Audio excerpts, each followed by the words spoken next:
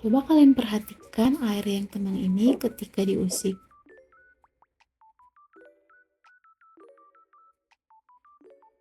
Ternyata pada saat kita mengusik air, maka air di sekitar itu akan bergetar naik turun dan akan membentuk sebuah pola. Nah, peristiwa inilah yang dinamakan gelombang. Lalu, apa itu gelombang? Coba perhatikan sekali lagi air yang telah diusik tadi. Ketika air itu diusik, air di sekitarnya itu akan bergetar, lalu apakah getarannya itu tetap di tempat saja? Tidak, ternyata getarannya itu merambat. Jika kita gambarkan di dalam grafik, maka kita akan melihat pola gelombangnya itu seperti naik turun atau dinamakan bukit dan lembah, dan dia akan merambat.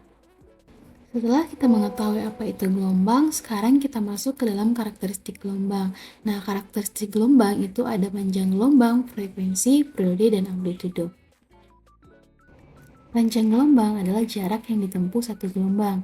Satu gelombang itu adalah satu bukit, satu lembah, atau bisa disebut juga dua titik puncak yang saling berdekatan atau dua titik lembah yang saling berdekatan.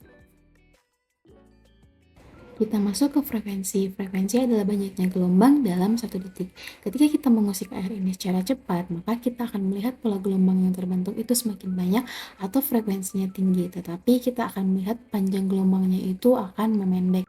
Tetapi pada saat kita mengusik airnya secara pelan, maka kita akan melihat pola gelombangnya yang terbentuk itu lebih sedikit atau frekuensinya lebih rendah. Tetapi kita melihat panjang gelombangnya itu akan semakin panjang atau meregang.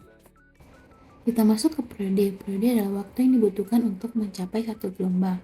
Ketika frekuensinya tinggi, maka periodenya itu akan semakin kecil. Tetapi kalau frekuensinya rendah, maka periodenya itu akan semakin besar. Kita masuk ke amplitudo. Amplitudo adalah simpangan terjauh dari titik setimbang. Coba perhatikan pada saat kita mengusik air tersebut secara pelan, maka kita akan melihat amplitudonya itu kecil. Tetapi pada saat kita mengusik airnya dengan kekuatan yang besar, maka kita akan melihat amplitudonya itu semakin besar. Untuk melihat lebih jelasnya terkait amplitudonya, kalian bisa melihat pada grafik berikut.